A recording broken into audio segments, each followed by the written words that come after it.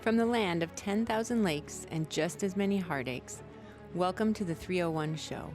We're here to celebrate, commiserate, and maybe, just maybe, see a Minnesota team win it all. Whether you're dreaming of a Vikings Super Bowl, reliving the glory days of the Twins, or still recovering from the Timberwolves roller coaster, we've got you covered. This is the 301 Show, where the North remembers and the passion never fades.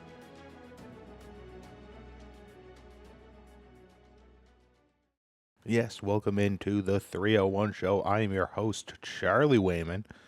We have a big episode here today as we look at the Wolves and the Wild over the last few weeks, along with the Minnesota Frost. We've got some franchise tag news out of the Vikings, and then we have opening day roster construction for the Minnesota Twins, as well as official predictions here for the Minnesota State High School Hockey Tournament.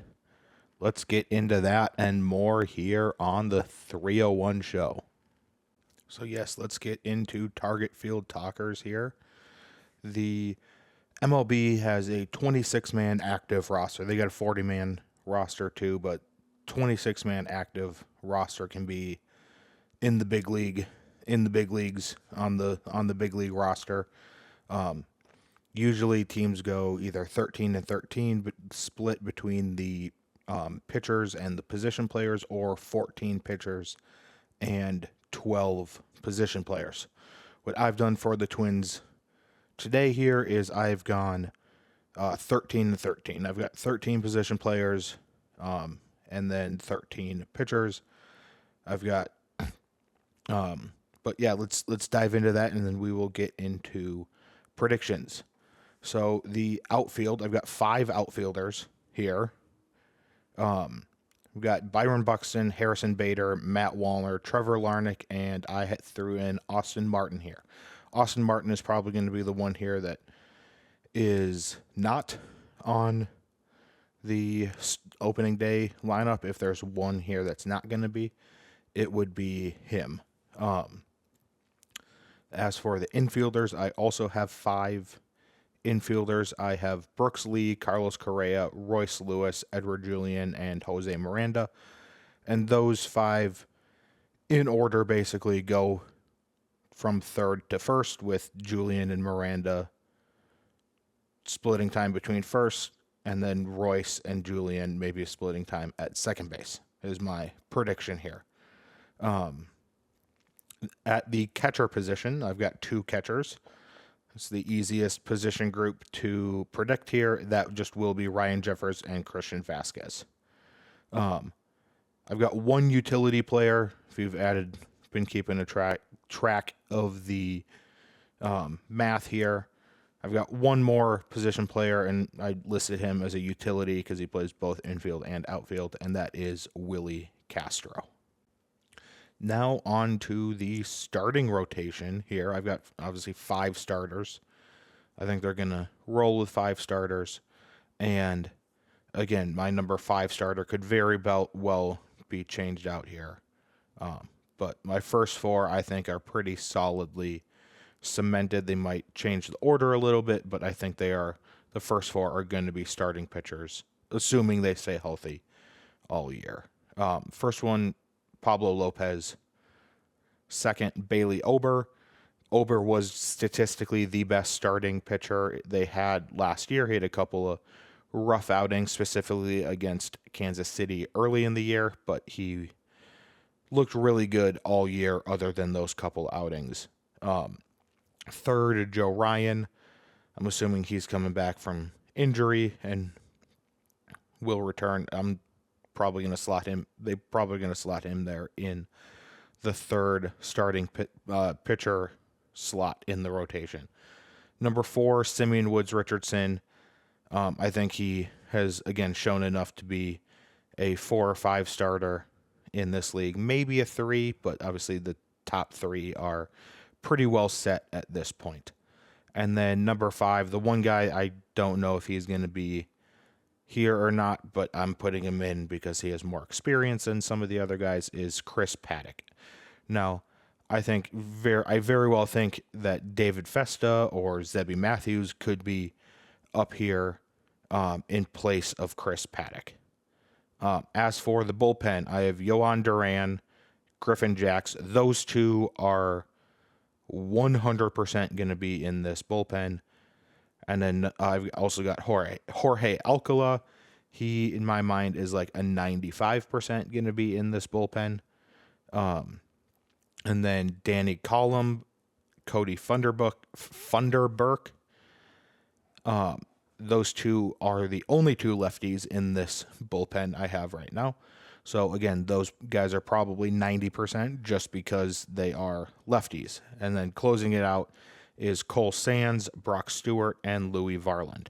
I think Louis Varland makes a way better relief pitcher than he does a starting pitcher when he can focus on just a couple innings at a time, or like one inning at a time, and be tossing 100-mile-an-hour heaters. That's the best. Like, we saw that at the end of 2 years ago now, and they tried to bring him back as a starter last year, and it did not go well. So I think they need, if he wants to make this big league roster, I think they need to have him in the bullpen. As for predictions here, we actually had a Target Field Talker prediction come off the board. I said the Twins will give out a contract of worth over $5 million per year by the end of the month, that month being February. That was incorrect. So Target Field Talkers are now, I am 1 for 4 all time for Target Field Talkers. Yeah. So my three new ones will be off the board. 2 of them will be off the board pretty soon here. And then one of them is a season-long prediction. The first 2 should be opening day predictions. Knock on wood for one of them that the guy doesn't get hurt. But the first one is the Twins will win the season opener. The second one is that Pablo Lopez's first out is a strikeout. So whenever his first out comes, he will strike him out. Again, knock on wood that is opening day. And then final prediction is that the Twins will at least make it to the American League Championship Series. So they will, I don't know if they're going to earn a bye and not have to play multiples, an extra series, or if they will win 2 series to get to the ALCS. But either way, they will make it to the American League Championship Series. All right, now let's get back to the Wolves' den here. The Wolves had a few games, quite a few, against the Oklahoma City Thunder. They played the Milwaukee Bucks and lost to the Milwaukee Bucks at home, 103-101. Ant missed the game-winning basket, and the Bucks had no Giannis and no Dame in that game. So they can go out and do that and then follow that up immediately by beating the Oklahoma City Thunder 116-101. So don't get me wrong, Milwaukee is a good team, but they were missing their by far and away 2 best players on that team. And the Wolves lose by 2, and then they go out and play arguably the best team in the league. It's either OKC or Cleveland are the 2 best teams. OKC is by far and away the best team in the Western Conference, and they beat it by 15. So those 2 games back to back should show you how this season is going. They seem to play at the level of their opponent so far. That's how this season has gone. They followed that game up after the break, after the All-Star game break, with a 121-115 loss. Anthony Edwards had 37 points in that game. That game was in Houston against the Rockets, and then they came back home and lost 130-123 to the Oklahoma City Thunder. Again, Ant was the leading scorer with 29 points that time. And then they pulled off what was arguably the greatest comeback in NBA history, beating the Oklahoma City Thunder in Oklahoma City, 131 to 128. McDaniels went for 27, 10 rebounds, 4 assists, and 2 steals. That was his best game of his career. They also, in the last 17 minutes of the game, which was the 12-minute fourth quarter and then the 5-minute overtime, the Wolves outscored the Thunder 51 to 26 in the last 17 minutes. So they outscored them by 25 points in the last 17 minutes, which is absolutely absurd. And it's not like OKC put up 3 points, like the Boston versus Cleveland game started out, a couple days ago. They still put up 26 points in the last 17 minutes. In the last 17 minutes. Like it wasn't just like 3 points and the Wolves won 28 to 3 in the last 17. But yeah, great comeback on the road against, again, the best team in the Western Conference. They then followed that up with back-to-back losses in LA, 111 to 102 against LeBron, Luka, and the Lakers. All the L's in that. They were handing out L's to the Wolves as much as they could. Then they went to Utah the day after the Wild actually played in Utah at the Delta Center and lost 117 to 116. Again, that was just kind of an inexcusable loss. And, a lot of people say, oh, it's because Ant was suspended for the game. Well, that's another thing we'll get to here. Ant absolutely needs to calm down with the technical fouls. But I will say they did come back against the Phoenix Suns. They were down by quite a bit in that game in the first half and then ended up absolutely killing the Suns, 116 to 98, and had 44 points in that game. So he did seem to calm down in the follow-up game after being suspended, but now he is running into a problem here the rest of the season. For every 2 fouls he gets, he is ejected and suspended from the game and then the next game. So he needs to, again, I understand he is only 23 years old. He's compared to the rest of the world, he is a kid. He is average human lifespan. He is, still basically a kid at this point. But in terms of like he was the 2020 draft. He was the first overall pick in the 2020 draft. His first season was the 2020-2021 season. So this is his 5th season, currently in his 5th season in the NBA.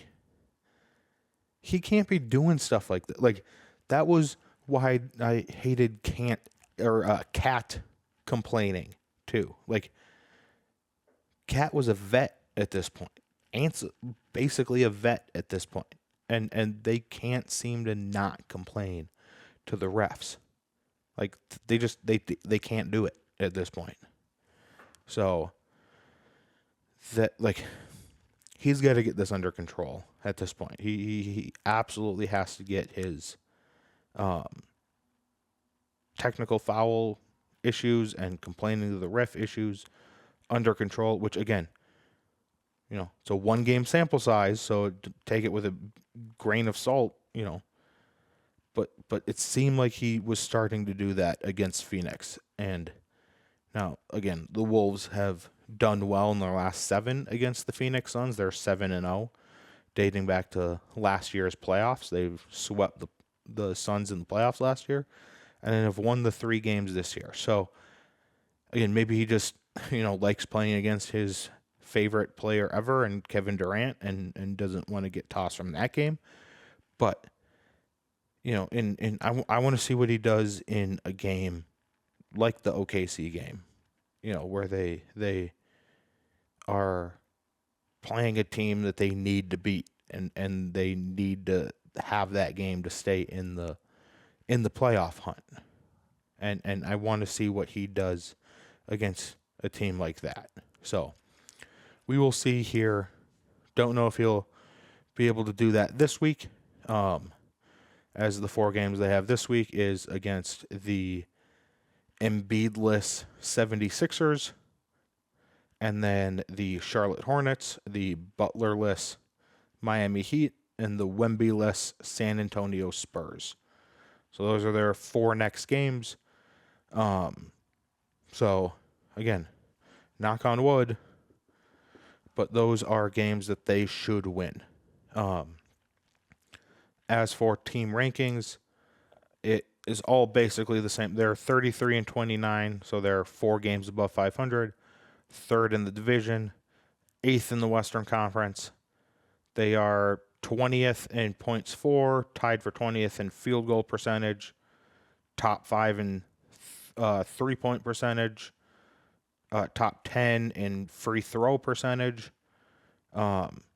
Yeah, everything just looks about the middle of the pack offensively. Defensively, they are 109 even points against per game. That is 6th. Again, defensively, they are a top 5 team, and offensively, they are a top 15 team. So, yeah, I don't know how much that's going to change the rest of this year. Just, again, not a massive sample size to change stuff from now until the end of the year, but they should be able to look at getting better. And now I will say, too, in terms of the standings, they are in 8th place, but they are tied record-wise with the Clippers, and there are 5 teams, teams 6, 7, 8, 9, and 10 are all within half a game of each other. So the Western Conference is just jam-packed. Now, I will say there was the All-Star break. That absolutely needs to go. The All-Star game and skills competition.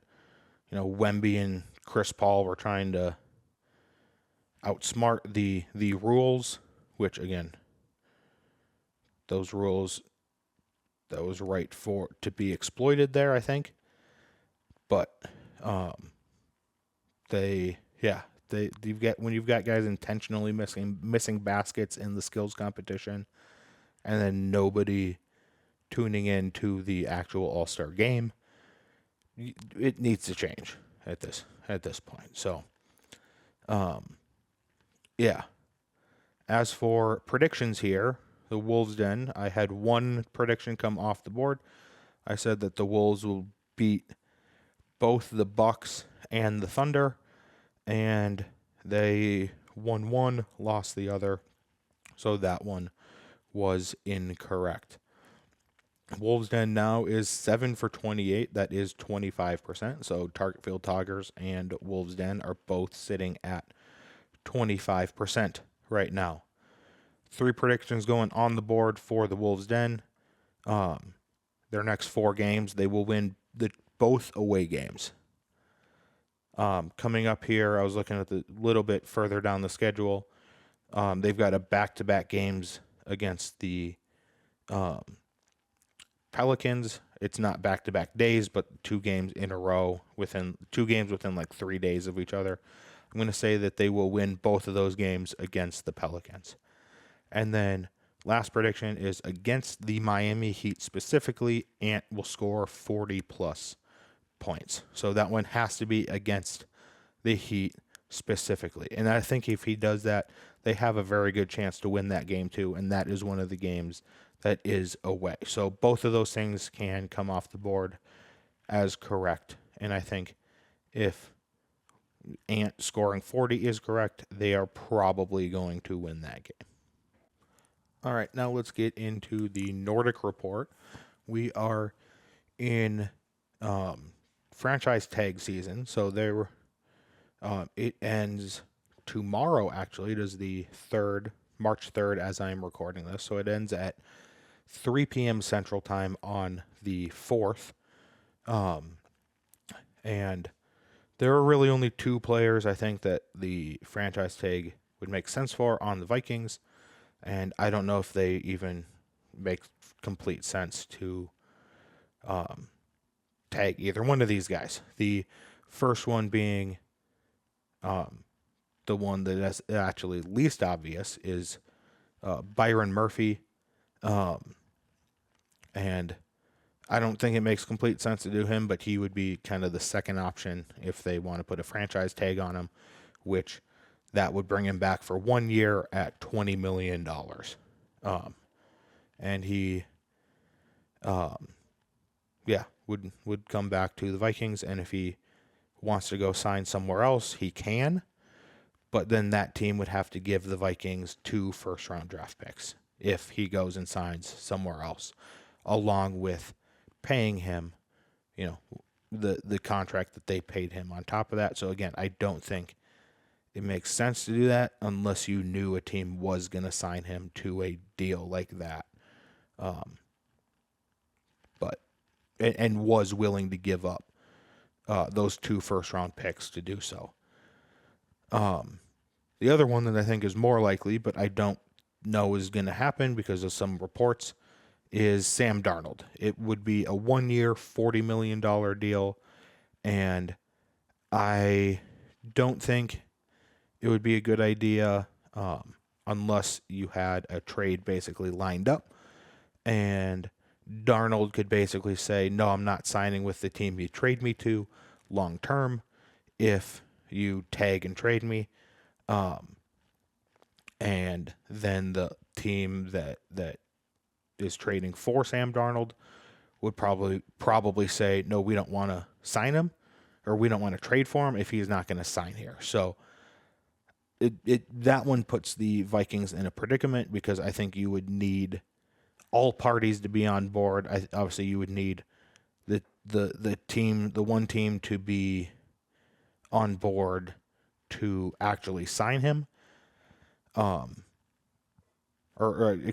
the trade for him, so you get some picks back, and then you need Darnold to be on board to sign long term at that other team. But I think he is going to want to go test free agency, and try to get a $100 million contract. Probably more like a Baker contract where he's getting $30 million a year. He might try to go get a 120 and get $40 million a year over 3 years. So again, I don't know if franchise taking either one of those two makes complete sense. Obviously, it makes sense if Sam Darnold is willing to actually sign an extension with, say, like the Steelers or the Giants or the Raiders. I think at this point, with Stafford going back to the Rams, I think the two teams most likely to want to trade for Darnold would be the Raiders or the Steelers. Maybe the Titans if they would rather, but who knows what they're doing with the first overall pick. There is reports that they're in love with that Abdul Carter, the edge rusher out of Penn State. Instead of drafting a Shadur Sanders or a Cam Ward, they'd rather go with an edge rusher. If that was the case, I think Tennessee would be a great fit for him. But I actually think with Stafford going back to the Rams, the Steelers actually might be the best fit in terms of just what they have, because they have Mike Tomlin as the head coach, so they've got stability there. They have Art Smith, who obviously did not do well as the head coach for the Falcons, but was a pretty good offensive coordinator before that and was like a decent coordinator in Pittsburgh. And then you have the George Pickens as your deep threat. You've got Pat Freiermuth as your tight end. They obviously always have a great defense that is getting the ball back to the offense more often than not. So that could actually make more sense. And I don't know who the Raiders have, and they seem to be a more run heavy team, and if Darnold wants to just air it out like he did to Justin Jefferson all season, then I don't think that the Raiders would be the best fit for him compared to the Steelers. Now, granted, the best fit for him might just be whoever gives him $120 million. Obviously, taking that into account, the Raiders have way more cap space than the Steelers do. In terms of the Vikings, they have 10 draft picks, the Raiders do. So they'd be they might be willing to play more with the Vikings and giving up more draft picks to get back here in Minnesota. Let's move on to predictions at this point. I don't really have much more to say about the Darnold tag and trade. But 3 predictions here. I've got nothing coming off the board for the Vikings. We're doing more long-term now, the offseason, just with predictions or events happening so slowly. Nordic Report is like Target Field Talkers now. We're not as much as going to be coming off the board. So 3 predictions here. A free agency prediction, a 2025 season-long prediction, and then a draft prediction too. So the offseason, I'm going to say that the Vikings will sign defensive tackle, former Philadelphia Eagle Milton Williams this offseason. Then the Vikings in this draft will draft a Texas Longhorn, whether that be a center, a tackle that's projected pretty high. They've got a safety coming up the board too. All those positions of need. And then the season-long prediction is that the Vikings will win a playoff game in the 2025-26, technically 26 playoffs. But this upcoming season, they will win a playoff game. At least one playoff game, we'll say. They can win more. I just need them to win at least one for this prediction to be correct. All right, moving on to the Rinkside Rundown here. We'll go over the past few weeks for the Wild and then the Frost too. Frost were on an international break, so we don't have as much to go over for them.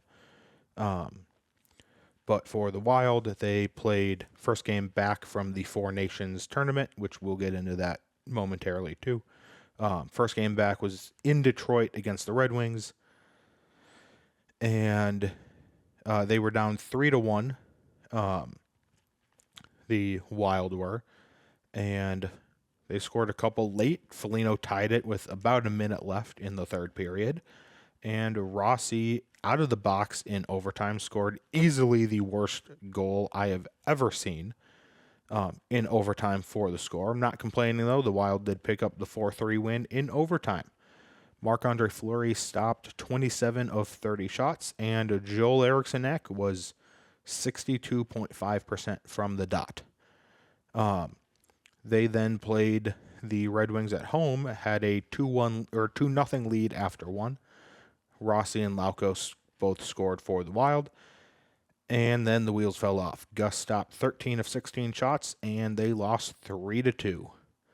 They then went to Utah at the Delta Center the day before the Timberwolves played the Jazz at the Delta Center, and I don't know if I can say what I want to say here on YouTube, but they got their butts handed to them. They lost 6-1. Clayton Keller had a career-high 5 points. He had 1 goal and 4 assists. Utah had 6 different goal scorers in the game. Marc-Andre Fleury had 25 of 31. He stopped 25 of 31 shots, and they lost 6-1. The next day against the Avalanche, very slightly better. They lost 5-2. Hinostroza and Zuki both scored for the Wild, and then the Avs had 4 goal scorers. Gus stopped 25 of 29. Then they came home against the Bruins, where they won 1-0. Freddie had a tipping goal.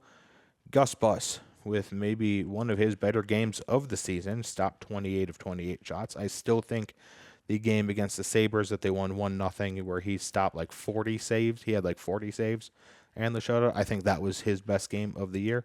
But anytime a goaltender wins a game 1-0, is going to be one of their best games. Looking ahead, they play the Kraken on Tuesday at 9 p.m. Central. Then they play the Canucks on Friday at 9 p.m. Central. Then they are back at home on Sunday, got an afternoon game against the Pittsburgh Penguins. Last time that Crosby and Flower will be playing against each other, unless the Penguins somehow turn it around and go on a miracle run and they play in the playoffs, or in the Stanley Cup final. That looks unlikely, though. They play at 2:30 this Sunday. And then next Tuesday at 7 p.m., the Wild are taking on the Avalanche at home. Again, the Wild are now 35-22-4, 74 points. That is good for third in the Central Division and fifth in the Western Conference.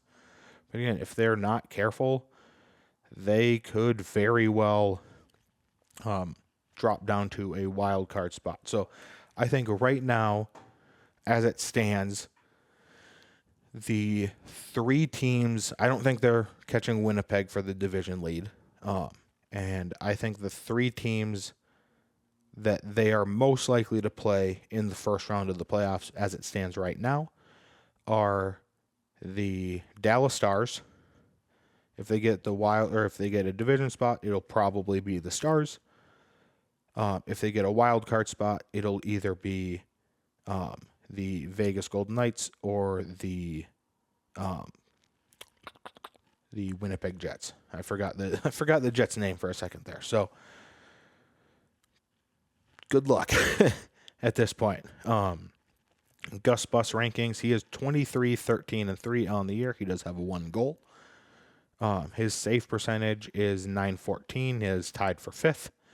Goals against average is .216. That is tied for 17th. So that kind of discrepancy there is basically just telling me that while he might be allowing, a lot of goals, he is getting absolutely peppered on net. If you are top 5 and then not top 5 in highest save percentage and then not top 5 in lowest goals against average, you're getting a ton of shots on net.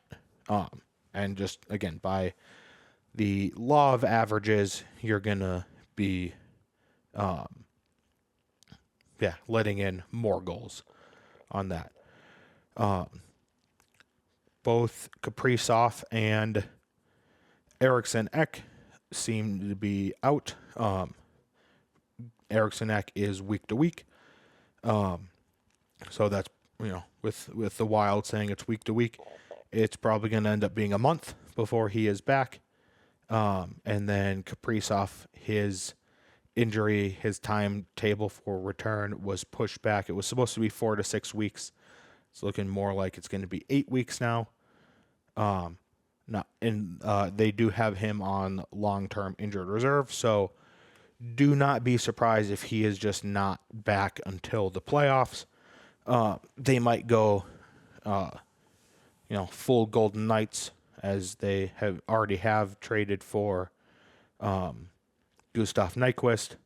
But by full Golden Knights, I mean that since Kaprizov is on long-term injured reserve, his salary doesn't count towards the salary cap right now. And once the playoffs hit, the salary cap doesn't matter. So they might just keep him off until the playoffs and hope that they can get a playoff spot and then bring him back for the playoffs completely rested at this point. And then they would try to go out and make a move at the deadline, which is this Friday. And they would then be over the cap. Now, I do think the one guy I would want them to go get is Brock Besser, because I think he would be a great guy to slot into that top 6. I just don't know what they would have to give up to get Besser. And I don't know if giving up more draft. Like they gave up a first round pick from this year's draft to go out and get David Jiricek from the Columbus Blue Jackets. And then they gave up a second round pick in the 2026 draft to go reacquire Gustav Nyquist. Now, Gustav Nyquist, I think, is a solid player. It's just, I don't know why they made that move if their training staff basically can't estimate guys coming back in an orderly fashion. Like, it doesn't seem like this they might need to look at this training staff in the off season at this point. And I don't want to be the guy that's, blaming the our entire team's hurt. They're first of all, the Wild just aren't playing well right now. For some reason they've got reverse splits where they are actually way better on the road than they are at home, which I'm actually going to pull up their home and away statistics right now, but they just for some reason can't seem to win at home as much as they do on the road. Like if we look at the entire league right now, their home record, so the Wild 6, 7, 8, they are 10th in the entire league. They are actually, let's see, 1, 2, 3, 4, 5, 7. They're tied for 6th in the entire league points wise. Now, obviously, points percentage wise is a little different. But they are 14, 13, and 1 at home. They are 21, 9, and 3 on the road. To put that in a little bit more context, the Buffalo Sabres, who are the worst team in the Eastern Conference, and they are the 4th worst team in the NHL. Only the Sharks, Blackhawks, and Predators are below them. They are 15, 13, and 3 at home. So they have, what would that be? 4 more. That's 4 more points at home than the Wild have. Now, granted, they've played a couple more games, but still, they should be nowhere near the Buffalo Sabres record at home at this point. If you look at the teams around them, the couple teams they're tied with are Edmonton, Tampa Bay, and Carolina. All of them have 74 points. The Edmonton Oilers, 18, 10, and 2 at home. The Tampa Bay Lightning, 21, 7, and 2 at home. The Carolina Hurricanes, 23, 7, and 1 at home. If you look at those teams on the road, Edmonton, 17, 11, and 2 on the road. That's the best of these other teams on the road. The Tampa Bay Lightning, 14, 14, and 2 on the road. The Carolina Hurricanes are 12, 15, and 3 on the road. Like, go down a couple spots. The Columbus Blue Jackets are 26 and 4 at home. That's 20 wins, 6 losses, and 4 overtime or shootout losses at home. That is unbelievable. The Nashville Predators, as I'm looking at this here, the Nashville Predators are 15, 12, and 3 at home. They're 6, 20, and 4 on the road. Like, they're 21, 32, and 7 overall, and they have 15 wins at home. They have 1 more win than the Wild do at home. I don't know why this team can't win at home. And I don't know why this team, I'm not going to get super into this, but I don't know why this team seems like they can't kill a penalty. It's just the most frustrating team to watch, honestly. As for the Minnesota Frost, again, they're coming off of an international break. They got some time off. If we look ahead here for the Frost, they also have 4 games. Tuesday, tomorrow night, at Montreal. They play on Friday at home against the Ottawa Charge. They play on Sunday in Toronto against the Scepters. They play on Tuesday in Ottawa against the Charge. The Four Nations Cup, the Four Nations Tournament, whatever you want to call it, that was absolutely amazing. That's what the NBA should do for the All-Star game. Like, nobody cared about the NBA All-Star game.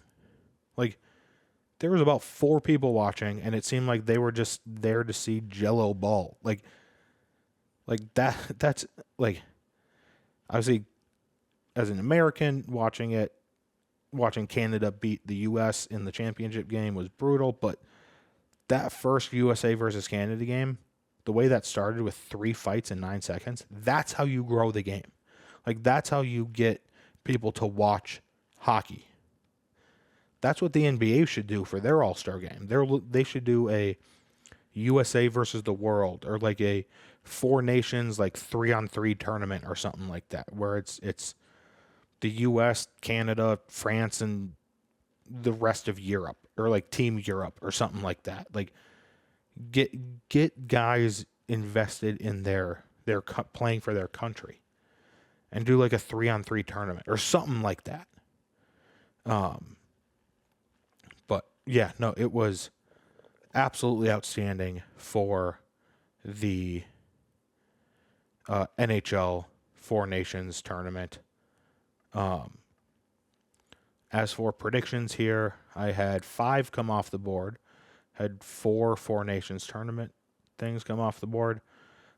Said Team USA will win the 4 Nations tournament. Sweden will play the USA in the 4 Nations championship. Philip Gustafsson will have a shutout in the 4 Nations. And Brock Faber and Matt Boldy will score in the championship game. All of those wrong. Then early on in this podcast, it was episode 7. I said that the girls' high school hockey champs will be BSM in AA and Orono in single A. Those were both wrong. So now for Rinkside Rundown, I am 9 of 33. That is 27%. As for the 3 coming on the board here, Gus Bus will post a shutout in the playoffs. Kirill is back for the playoffs and will score a hat trick in a game in the playoffs. It doesn't matter which game it is. And Brock Faber will score a goal in the first round of the playoffs. All right, now let's do our state tournament preview here. The way this will work is I'll go section by section for single A and give a little bit of an overview on each team that made it. Then we'll do our class single A predictions, and then we'll do the same for double A. So for section 1A, the section 1A winner was Northfield. They went 22-4-2 on the year, at least thus far. They are sitting at 5 goals for per game, 1.7 goals against per game. They have a 37.4% power play, a 90 even penalty kill. Senior Will Cashin had 30 goals. That led the team in goals. Junior Bridger Riley had 41 assists. And Will Cashin had 59 points, which led the team. Look for senior Max Frank to lead them in net. He went 16-4-1 on the year, had a 196 goals against average with a 903 save percentage, and he had 5 shutouts. On to section 2A here, the Orono Spartans, 15-10-3 on the year. Goals for per game at a 4.21. Goals against average, or goals against per game, 2.86. Power play percentage of 28.6. Penalty kill percentage of 77.6. Their scoring leaders was junior Jackson Knight, 33 goals, 29 assists for senior Trey Landa, and then junior Jackson Knight had 62 points, which also led the team. In net is Evan Schmidt. He is 11-10-3. 269 goals against average, a 906 save percentage, and 1 shutout. Coming out of section 3 from the southwest of the state of Minnesota is Laverne. They are 22-4-2. They have 6.07 goals for per game, 2.11 goals against, a 34.7 percent power play, a 90.1% penalty kill. Junior Max Domagala, sorry if I mispronounced that, had 34 goals. Junior Landon Lias had 39 assists. And Maddox Domagala had 73 points on the year. Her goalie is junior Gavin Hoven. He is 18-4-2 on the season. He has a 2.18 goals against average and a 919 save percentage with 5 shutouts. Moving on to Section 4 here is Matamidi. Come in with a record of 11-15-2. They're at 2.96 goals for per game, 3.07 goals against per game. They have an 8 power play percentage, a 78.9% penalty kill. Laken Decker scored 13 goals this year. He has led the team in goals. Sophomore Devin O'Donnell led the team in assists and points with 16 assists and 28 points. The Matamidi had a goalie tandem that played similar amount of games. One definitely played more than the other, but felt it was right to mention both of them here. Senior Wes Strub went 7-9-1 with a 3.42 goals against average and a 907 save percentage with 3 shutouts. And then junior Jackson Chesick went 4-6-1 on the year. He had a 2.63 goals against average, a 9.22 save percentage, and 2 shutouts. Out of Section 5, it is the defending champs, St. Cloud Cathedral. They went 18-8-2 with a 4.21 goals for per game and a 2.93 goals against per game. Their power play was operating at 32.1%, and their penalty kill operating at 72.2%.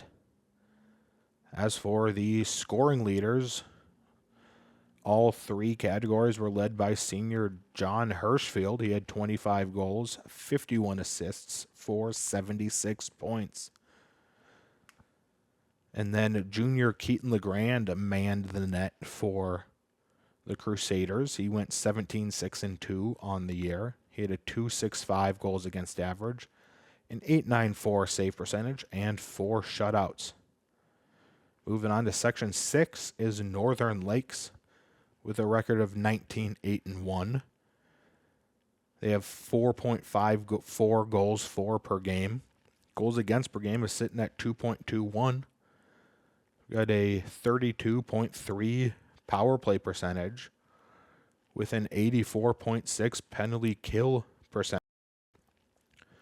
Their scoring leaders are senior Drew Paulbeck with 38 goals, senior Wyatt Ballmer with 30 assists, and then senior Drew Paulbeck again with 61 points. Sophomore goalie Sam Suha went 18-6-1, a 1.95 goals against average, and a 9.23 save percentage. He also racked up 8 shutouts on the year. Hibbing came out of Section 7, beating Cloquet and Hermantown, who were 2 of the top 3 teams in the state, to grab the Section 7 title. They went 19-9 on the year. They went 4.71 goals for per game, 2.64 goals allowed per game. Very defensive team here, as their power play was operating at a 28.1%, but their penalty kill was operating at 90.7%. Again, another one where junior Tate Swanson led all 3 categories. He had 20 goals, 36 assists for 56 points. The goalie leaders here is senior Rex Wally. He went 13-5 on the year. Had a 2.29 goals against average. and an .899 save percentage with 4 shutouts.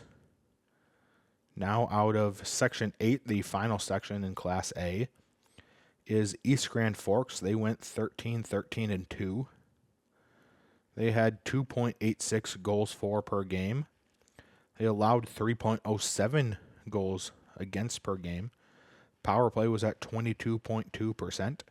Penalty kill was at 81.9%. Scoring leaders were goals for, The goals leaders was junior Tucker Lovejoy with 17. Assists were Hunter Varnson with 24, and Varnson also had the most points with 32. Noah Schindel was manning the crease. He had a 12-10-2 record. He had a 2.69 goals against average, an .884 save percentage, and 3 shutouts. As for my Class A predictions here, so number 7 Matamidi is playing number 2 St. Cloud Cathedral. They played once. They played in the regular season finale for both teams. St. Cloud Cathedral won 4-3 in overtime. I'm going to go with a similar result. Same winner, different score. St. Cloud Cathedral wins this game 5-1 and moves on. Up next is Orono versus Northfield. They played on December the 10th. 4 goals straight by Northfield allowed Northfield to sneak by Orono 4-2. Due to Evan Schmidt, the Orono's goalie, stopping 42 of 45 shots in their previous matchup, I think Orono wins this one 2-1 in overtime. On to number 1 Hibbing taking on number 8 Laverne. They did not play each other this year, but they had 3 common opponents. Hibbing went 4-0 against those common opponents. Laverne 0-3, and for that reason, I think Hibbing wins 6-0. Then on to number 5 East Grand Forks versus number 4 Northern Lakes. Again, they didn't play each other this year. East Grand Forks went 4-4-1 against common opponents. Northern Lakes went 2-6. And in the late game on Wednesday, I think East Grand Forks takes this one 3-2. That would leave a semifinal matchup of Orono versus St. Cloud Cathedral. I'm predicting St. Cloud Cathedral beats up Orono here. They win 8-3. In the second semifinal here on Friday, I've got East Grand Forks versus Hibbing. East Grand Forks wins 5-3 in the upset. The third place game sees Orono versus Hibbing, and Hibbing takes down the Spartans and wins 5-0. As for the championship here on Saturday, St. Cloud Cathedral trying to defend their title against East Grand Forks. And I think they do it. East Grand Forks wins 4-2 over the Green Wave. Moving on to Class AA here. Out of Section 1 was Lakeville South with a record of 18-9. 4.52 goals for per game, 307 goals against. The power play clipped at a rate of 20.5%. Penalty kill was operating at 69.7. Scoring leaders was Karner Ernst for all of them, 24 goals, 32 assists for 56 points. He is a junior. He'll be back next year. Their senior goalie manned the net, Carson Hager, 13-9, 3.32 goals against average, 8.67 save percentage, and 1 shutout. Out of Section 2 is Shakopee with a 22-5-1 record. They hosted Hockey Day this year. They made it back to the state tournament. 5.21 goals for per game, 1.86 goals against, 31.6% on the power play, 83.5% on the penalty kill. Senior Cooper Simpson led the goals with 47. Nate Peterson, the junior, followed up in assists with 32, but that wasn't enough to overtake Cooper Simpson with 77 points on the year. In between the pipes is junior Owen Lundborg, 19-3-1 record with a 1.59 goals against average. He had a 9.22 save percentage and 4 shutouts. Moving on to Section 3 here is the St. Thomas Academy. We'll see how they do with the hockey hair video. They had a 23-5 record with 5.54 goals for per game, 1.61 goals against per game, power play 31.4%, penalty kill 88.6. Scoring leaders, Jackson Rudd, 28 goals. Senior Michael Micken, 38 assists, but Jackson Rudd took the points total with 58. Senior Cody Neeson was in the crease, 20-4 record, 151 goals against average, and a .927 save percentage. He also put up 8 shutouts. Stillwater is coming out of Section 4 for the AA, 22-6 record, 568 goals for per game, 225 goals against per game. Power play percent operating at 30.3. PK operating at 81.0. Scoring leaders, the senior Brody Dustin, 30 goals. Senior Trey Fredenberg, 39 assists. Back to Brody Dustin, 56 points on the year, leads these Stillwater Ponies. Ponies also had a dual tandem in net.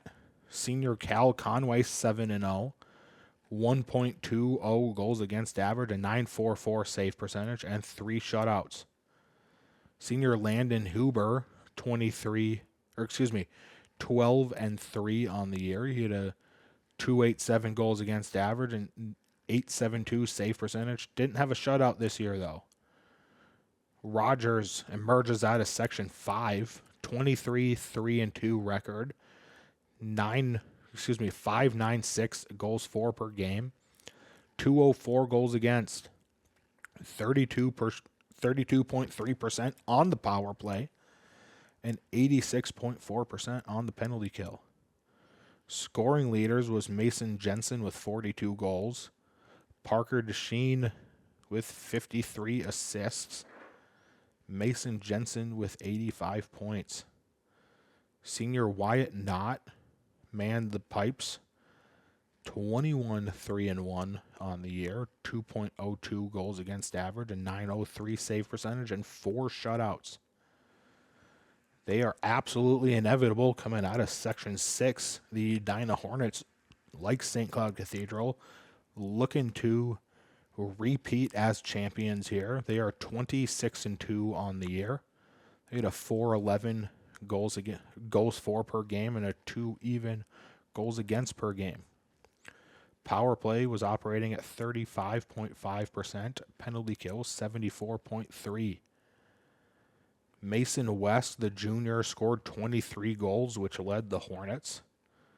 But junior Casey Vandertop led both assists and points with 38 assists and 47 points.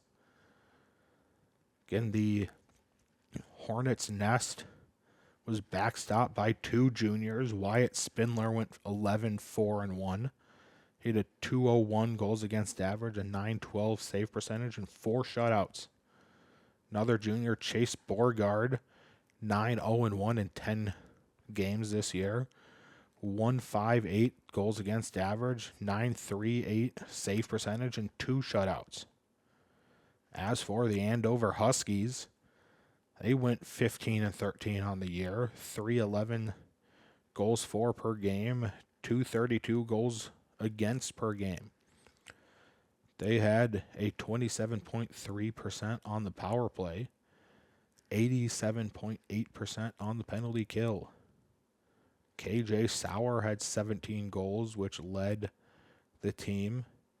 Chase Nadiu had 25 assists, but Camden Landfeld coming in with 36 points. Junior Cash Cruitt, absolutely beautiful hockey name there, 15-3 on the year in between the pipes for Andover. He had a 214 goals against average, a .931 save percentage, and 5 shutouts. Finally, last section here, possibly the best mascot here at the tournament. The Moorhead Spuds went 25-2-1 on the year. They had a 5.68 goals for per game and a 1.86 goals against. They had a 36.6 power play percent, 82.4% on the penalty kill.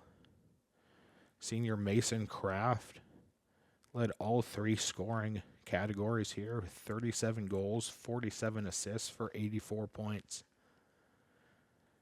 Senior Charlie Stenheim went 25-2-1, had a 1.85 goals against average, 913 save percentage, and 3 shutouts, good enough to lead the Moorhead Spuds to the 1 seed in Class AA. As for the Class AA predictions here, the first game on Thursday sees the number 2 Andover Huskies taking on the number 7 Andover Huskies taking on the number 2 Stillwater Ponies. Andover went 3-3 against common opponents. Stillwater went 3-2 against common opponents. I think Stillwater edges out this win here 3-1. Hockey Day, Minnesota hosts number 6 Shakopee taking on the number 3 St. Thomas Academy Cadets. They again did not play each other this year. 7-2 were Shakopee against common opponents. Cadets went 6-1. I think this is where the Hockey Day host run comes to an end. They lose to the Cadets 5-2 in the first round.